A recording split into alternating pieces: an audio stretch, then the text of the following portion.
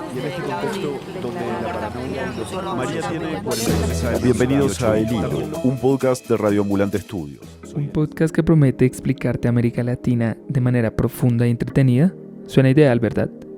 Pero no todo es perfecto en este medio. Aquí vamos a mostrarte por qué. El Hilo es producido por Radio Ambulante Estudios, un medio muy famoso por las historias que cuenta acerca de América Latina. En ese sentido se deben diferenciar. El Hilo busca dar un conocimiento más profundo sobre las noticias, no sobre las historias. Pero no siempre esa diferenciación sucede. El Hilo no es un típico boletín de noticias. Aquí las cifras no son las protagonistas, las personas lo son. Cada episodio nos presenta historias humanas, conmovedoras, reales y cercanas. Este enfoque hace que temas como el microtráfico, las reformas políticas o las migraciones sean fáciles de entender, pero a veces este tono tan personal deja una sensación extraña. ¿Dónde están los datos? ¿Qué pasa con las voces institucionales que completan el panorama? En sus episodios, la mayoría de fuentes de información son personas del común que cuentan sus historias personales, o víctimas del hecho investigado, que hablan desde su perspectiva personal.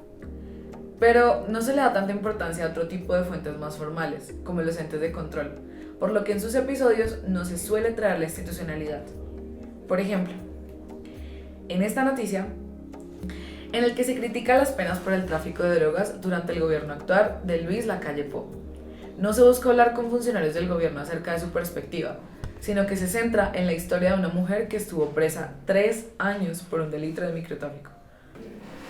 Así pues, existe una preocupación general por parte de nuestros oyentes. Yo creo que tiene, digamos, una perspectiva de alguna manera progresista, y eso pues, está claro, y no creo que lo traten de ocultar. No creo que traten de buscar todas las voces. Esta manera de narrar del Hilo hace que sus noticias no parezcan noticias, sino más bien historias personales, muchas veces centradas en las luchas de personas en el contexto latinoamericano. Actualmente estamos en un mundo en el que existe una noticia nueva cada segundo, y con esto una historia que se interconecta con otra. ¿Qué pasa cuando solo se cuenta una noticia como un relato aislado?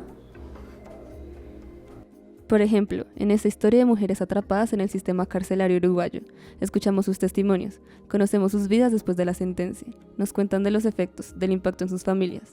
Pero ¿qué pasa con la razón de fondo? ¿Qué ocurre con el sistema que las puso ahí? No volvemos a saber de él. ¿No sienten que en cierto modo es como historias sin una resolución completa? Sin un contexto que las una a un problema mayor, a un sistema en constante evolución, casi fragmentados cuando en realidad todas son parte de algo mucho más grande. Al interior del Hilo, sin embargo, sí se le da cierto seguimiento a las noticias, a pesar de que como oyentes no lo notemos. Siempre estamos monitoreando los temas que cubrimos. De hecho, tenemos como un hashtag en redes que es Siguiendo el Hilo.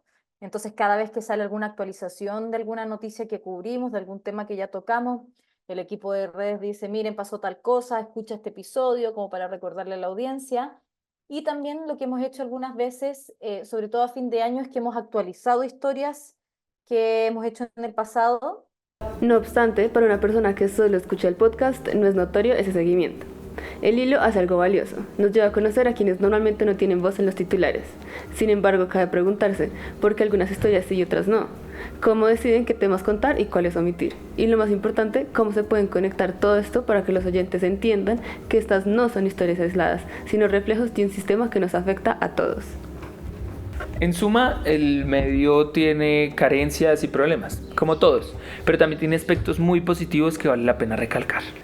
El Hilo tiene un gran mérito, nos demuestra que detrás de cada noticia hay personas, pero también tiene carencias, falta de datos duros, voces institucionales, conexión entre historias.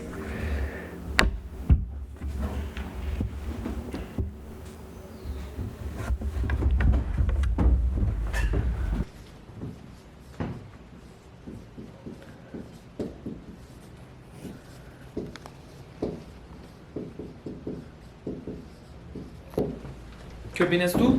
¿Es este el futuro del periodismo o por el contrario estamos perdiendo algo esencial en la carrera? El Hilo nos invita a cuestionar, pero en sí mismo es un gran aporte para este ámbito.